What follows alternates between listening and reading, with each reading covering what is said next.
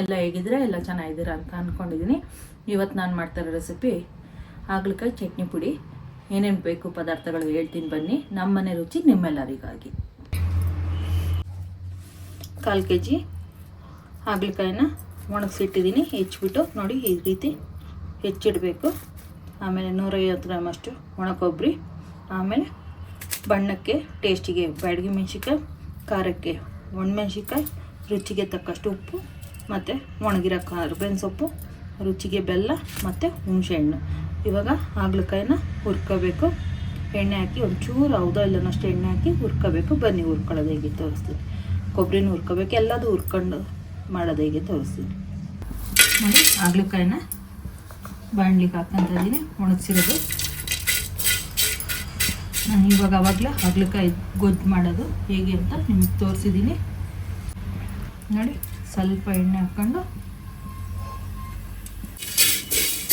ನೋಡಿ ಈ ರೀತಿ ಹುರ್ಕೋಬೇಕು.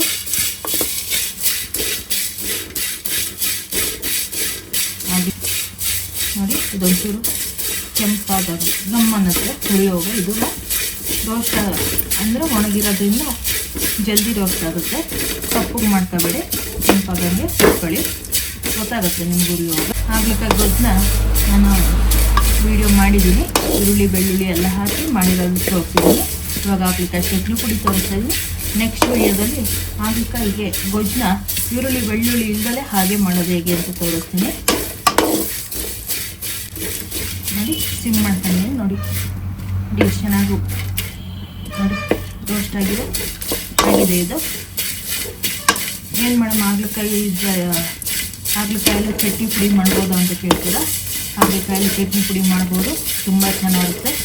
ಕಹಿ ಅಷ್ಟು ಇರಲ್ಲ, ಚೂರು ಇರುತ್ತೆ, ಇರಲ್ಲ ಅಂತಲ್ಲ. ಅದ್ರ ಗುಣ ಅದು ತೋರಿಸ್ಬೇಕಲ್ಲ, ಹಾಗಲಕಾಯಿ ಗುಣ ಅದು ತೋರಿಸ್ಬೇಕಲ್ಲ. ಹಂಗಾಗಿ ಒಂಚೂರು ಇರುತ್ತೆ. ಅದಕ್ಕೆ ಹಾಗಲಕಾಯಿ ಕಹಿ ಹೋಗ್ಲಿಕ್ಕೆ ಒಂಚೂರು ಬೆಲ್ಲ, ಉಪ್ಪು, ಹುಣಸೆಹಣ್ಣು ಹಾಕೋದು. ಹಾಕಿದ್ರೆ ಅಷ್ಟು ಕಹಿ ಬರಲ್ಲ ಅದು ನೋಡಿ. ಇವಾಗ ತಟ್ಟೆ ಇಟ್ಕೊಂಡು ತಟ್ಟೆಗೆ ಹಾಕ್ಕೊಂತ ಇದ್ದೀನಿ. ಈಗ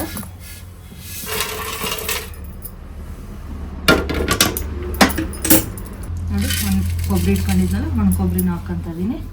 ತುರ್ದು ಇಟ್ಕೊಂಡಿದ್ದೆ ನೋಡಿ.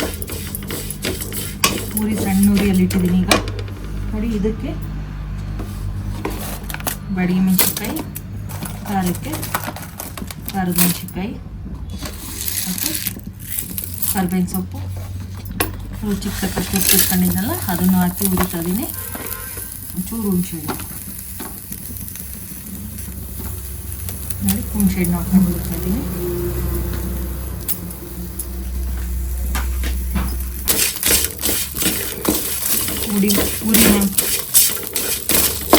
ಉರಿನ ಮೀಡಿಯಮ್ ಉರಿಯಲ್ಲಿ ಇಟ್ಕೊಂಡು ಹುರ್ಕೊಳ್ಳಿ.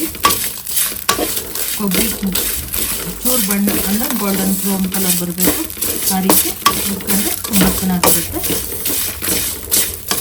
ಇದಕ್ಕೆ ಎಣ್ಣೆ ಹಾಕಬೇಡ, ಕೊಬ್ಬರಿಯಲ್ಲಿ ತಿದ್ದು ಮೆಣಸಿನ್ಕಾಯಿ ಬಿಟ್ಕೊಳ್ಳುತ್ತೆ, ಚೆನ್ನಾಗಿ ಬರುತ್ತೆ.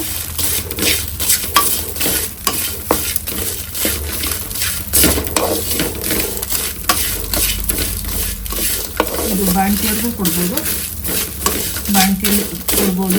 ಮನೆಯಲ್ಲಿ ಮಕ್ಕಳು ಮೆಚ್ಚುಡಾಗಿರ್ತಾರಲ್ಲ ಅವಾಗಲೂ ಕೊಡ್ಬೋದು. ಬಾಣಂತಿಯಲ್ಲಿ ಇದಕ್ಕೆ ಹೆಚ್ಚಾಗಿ ಕೊಡ್ತಾರೆ. ಹಾಗಲಕಾಯಿ ಪುಡಿ ಚಟ್ನಿ ಪುಡಿಗಳೆಲ್ಲದೂ ಕೊಡ್ತಾರೆ. ನಾನು ನೆಕ್ಸ್ಟ್ ವೀಡಿಯೋಗಳಲ್ಲಿ ಇನ್ನು ಬೇರೆ ಬೇರೆ ಚಟ್ನಿ ಪುಡಿಗಳನ್ನು ಮಾಡೋದನ್ನ ತೋರಿಸ್ತೀನಿ.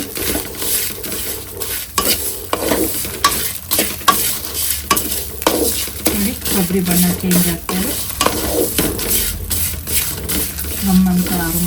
ಗಮ್ಮಂತ ಬರ್ತಾ ಇದೆ.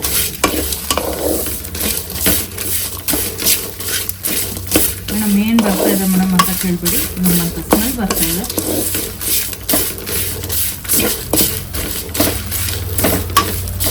ಬಾಯಿ ಕೆಟ್ಟವಾಗ ಜ್ವರ ಬಂದಾಗೆಲ್ಲ ಮಾಡ್ಕೊಂಡು ತಿನ್ಬೋದು. ಇದು ಸಾರು ಮಾಡೋಕ್ಕೆ ಟೈಮ್ ಆಗಲ್ವಲ್ಲ, ಆ ಟೈಮಲ್ಲಿ ಬಿಸಿ ಅನ್ನಕ್ಕೆ ಚಟ್ನಿ ಪುಡಿ ಹಾಕೊಂಡು ತಿನ್ಬೋದು. ರೊಟ್ಟಿ, ಚಪಾತಿ ಎಲ್ಲದಕ್ಕೂ ಚೆನ್ನಾಗಿರುತ್ತೆ. ಇದಾಗಿದೆ. ಇದೊಂದು ಸ್ವಲ್ಪ ತಣ್ಣಗಾಗಕ್ಬಿಟ್ಟು ಆಮೇಲೆ ಮಿಕ್ಸಿ ಮಾಡ್ಕೊಳ್ಳೋಣ. ಲೈಕ್ ಮಾಡಿ, ಶೇರ್ ಮಾಡಿ, ಸಬ್ಸ್ಕ್ರೈಬ್ ಮಾಡಿ, ಬೆಲ್ ಐಕಾನ್ ನೋಟಿಫಿಕೇಶನ್ ಬರುತ್ತೆ ನಿಮಗೆ. ಆಗಿದೆ, ಆಫ್ ಮಾಡ್ತಾ ಇದ್ದೀನಿ. ಈಗ ಹಾಗಲಕಾಯಿ ಹುರಿದಿಟ್ಕೊಂಡಿದ್ವಲ್ಲ ಅದೇ ತಟ್ಟೆಗೆ ಇದನ್ನು ಹಾಕ್ಬಿಟ್ಟು ಒಂಚೂರು ಆರಿದ್ಮೇಲೆ ಪುಡಿ ಮಾಡ್ಕೊಳ್ಳೋಣ.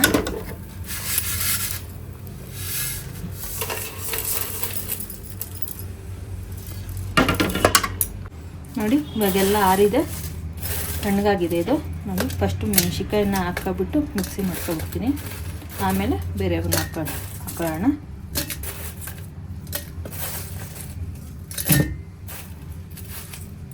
ಹುಣಸೆಹಣ್ಣು ಹಾಕ್ಕೊತಾ ಇದ್ದೀನಿ ಈಗ, ಮತ್ತು ಹಾಗಲಕಾಯಿ ಹಾಕ್ಕೊತಾ ಇದ್ದೀನಿ ಈಗ. ಮೆಣಸಿನ್ಕಾಯಿ ಜೊತೆನ ಹಾಗಲಕಾಯಿ ಹಾಕ್ಕೊತಾ ಇದ್ದೀನಿ. ಕೊಬ್ಬರಿ ಲಾಸ್ಟಿಗೆ ಹಾಕೊಳ್ಳೋಣ.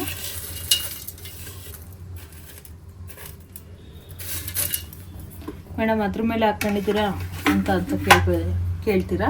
ನಾನು ಸೈಡಲ್ಲಿ ಹಾಕ್ಕೊಂಡಿದ್ದೀನಿ, ಅದೇ ತಟ್ಟೆಗೆ ಸೈಡಲ್ಲಿ ಹಾಕ್ಕೊಂಡಿದ್ದೀನಿ. ಮಿಕ್ಸಿ ಮಾಡ್ಕೊತಾ ಇದ್ದೀನಿ ಈಗ.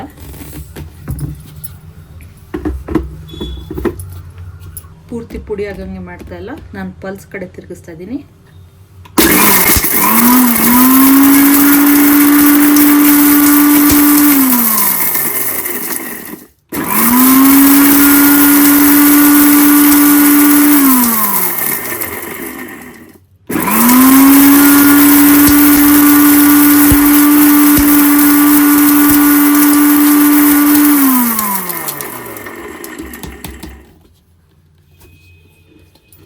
ನೋಡಿ ಈ ರೀತಿಯಾಗಿದೆ.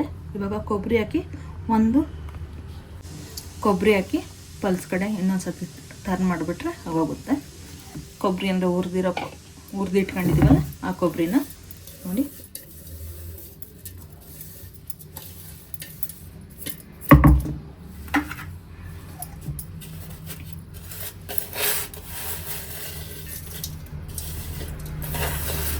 ಇದನ್ನು ನಮ್ಮಮ್ಮ ನಮ್ಮ ಅಜ್ಜಿ ಎಲ್ಲ ತುಂಬ ಮಾಡಿ ಕೊಡೋರು.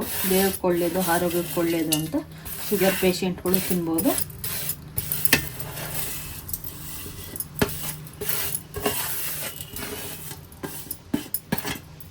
ಬಿಸಿ ಅನ್ನಕ್ಕೆ ಈ ಚಟ್ನಿ ಪುಡಿ ತುಪ್ಪ ಹಾಕೊಂಡು ತಿಂದರೆ ತುಂಬ ಚೆನ್ನಾಗಿ ಬರುತ್ತೆ. ಎಷ್ಟು ಚೆನ್ನಾಗಿರುತ್ತೆ ಅಂದರೆ ಬಾಯಿ ಕೆಟ್ಟೋಗ ತಿನ್ನೋಕ್ಕೆ ನಮ್ಮಮ್ಮ ನಮ್ಮ ಅಜ್ಜಿಯವರೆಲ್ಲ ಇದನ್ನೇ ಮಾಡಿಕೊಡ್ತಾಯಿದ್ರು.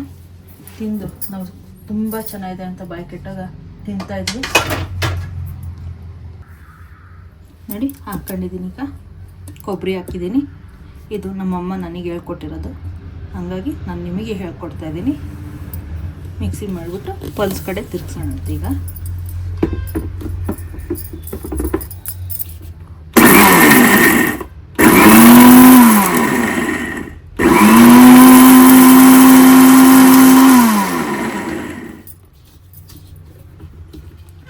ನೋಡಿ ಆಗಿದೆ. ಈಗ ಒಂದು ತಟ್ಟೆಗೆ ಹಾರಾಕೋಣ ಈಗ.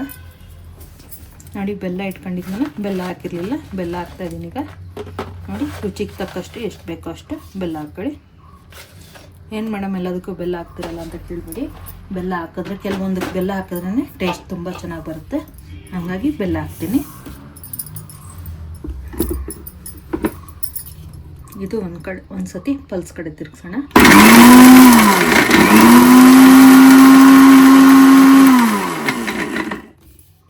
ನೋಡಿ ಆಗಿದೆ ಈಗ. ಇವಾಗ ಬಿಸಿ ಇದೆ, ಒಂದು ತಟ್ಟೆಗೆ ಹಾರಾಕಂತ ಇದ್ದೀನಿ ಈಗ. ಘಮ ಘಮ ಅಂತ ಇದೆ ಈಗ.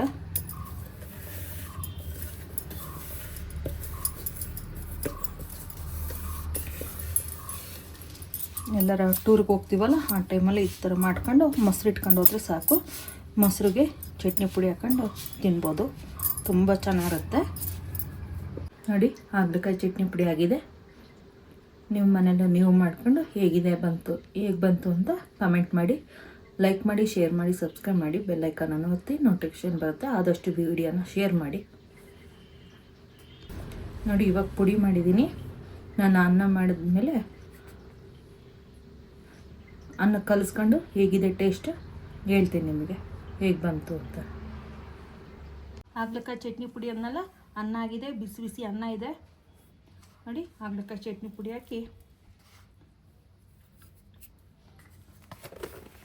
ಕಲಸಿ ತಿಂದು ಹೇಗಿದೆ ಅಂತ ಹೇಳ್ತೀನಿ. ತುಪ್ಪನೂ ಹಾಕ್ಕೊತಾ ಇದ್ದೀನಿ ನಾನು.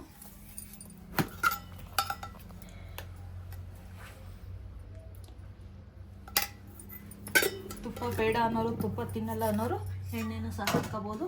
ಒಂಚೂರು ಉಪ್ಪು ಹಾಕ್ಕೊತಾ ಇದ್ದೀನಿ ನಾನು. ರುಚಿಗೆ ತಕ್ಕಷ್ಟು ಉಪ್ಪು ಹಾಕ್ಕೊತಾ ಇದ್ದೀನಿ ನೋಡಿ. ಕಲಸೋ ಹೋಗ್ಲೆ ಘಮ ಘಮ ಅಂತ ಇದೆ ಚಟ್ನಿ ಪುಡಿ.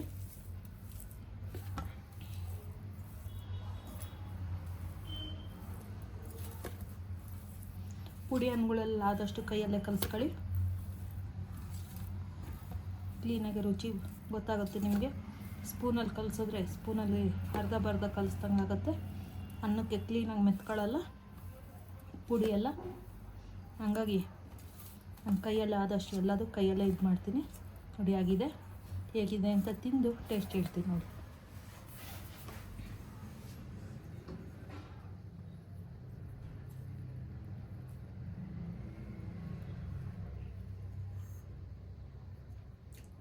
ತುಂಬ ಚೆನ್ನಾಗಿದೆ. ನನ್ನ ಮಗ ಎದುರುಗಡೆ ಇದ್ದಾನೆ, ಅವನಿಗೂ ತಿನ್ನಿಸ್ತೀನಿ.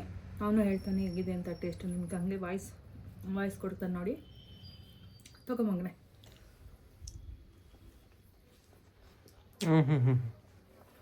ತುಂಬ ಚೆನ್ನಾಗಿ ಬಂದಿದೆ. ಕೈ ಏನಿಲ್ಲ ಅಷ್ಟೊಂದು, ಲೈಟಾಗಿ ಕೈ ಇದೆ, ಆದರೆ ಸಖತ್ತಾಗಿ ಬಂದಿದೆ. ಲೈಕ್ ಮಾಡಿ, ಶೇರ್ ಮಾಡಿ, ಸಬ್ಸ್ಕ್ರೈಬ್ ಮಾಡಿ, ಬೆಲ್ ಐಕಾನನ್ನು ಒತ್ತಿ ನೋಟಿಫಿಕೇಷನ್ ಬರುತ್ತೆ. ನನ್ನ ವೀಡಿಯೋಗೆ ಆದಷ್ಟು ಶೇರ್ ಮಾಡ್ತಾಯಿರಿ. ನಮ್ಮನೆ ರುಚಿ ನಿಮ್ಮೆಲ್ಲರಿಗಾಗಿ ಆದಷ್ಟು ವೀಡಿಯೋನ ಶೇರ್ ಮಾಡಿ.